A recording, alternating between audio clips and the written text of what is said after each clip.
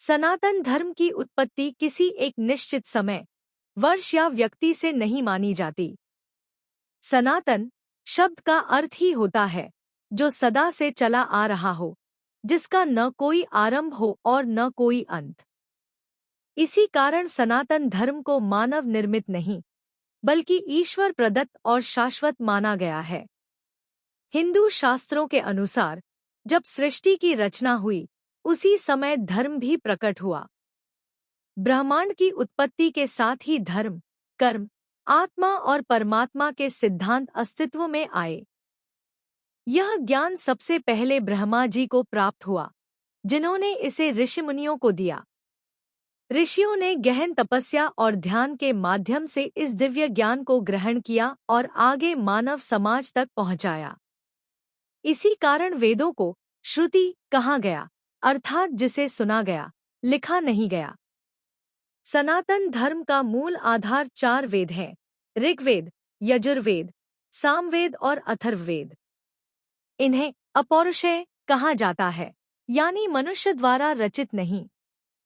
आधुनिक इतिहासकारों के अनुसार वेदों का संकलन लगभग 1500 ईसा पूर्व से 3000 ईसा पूर्व के बीच हुआ, लेकिन भारतीय परंपरा मानती है कि वेदों का ज्ञान इससे भी हजारों वर्ष पहले से विद्यमान था।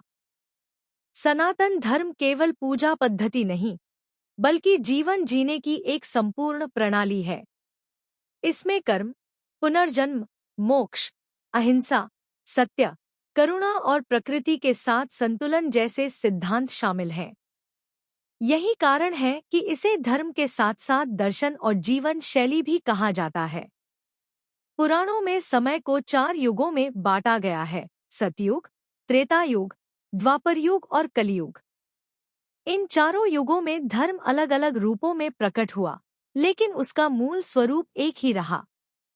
सतयुग में धर्म पूर्ण था, त्रेता में कुछ कम हुआ, द्वापर में और घटा, और कलियुग में धर्म संघर्ष के रूप में दिखाई देता है। फिर भी धर्म कभी समाप्त नहीं हुआ।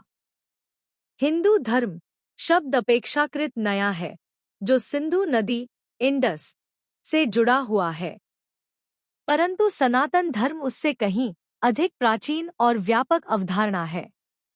यह किसी एक ग्रंथ या पैगंबर तक सीमित नहीं, बल्कि प्रकृति और आत्मा के शाश्वत नियमों पर आधारित है। धर्म की उत्पत्ति किसी तारीख से नहीं, बल्कि सृष्टि के आरंभ से मानी जाती है। यही कारण है कि इसे आज भी सनातन यानी शाश्वत कहा जाता है।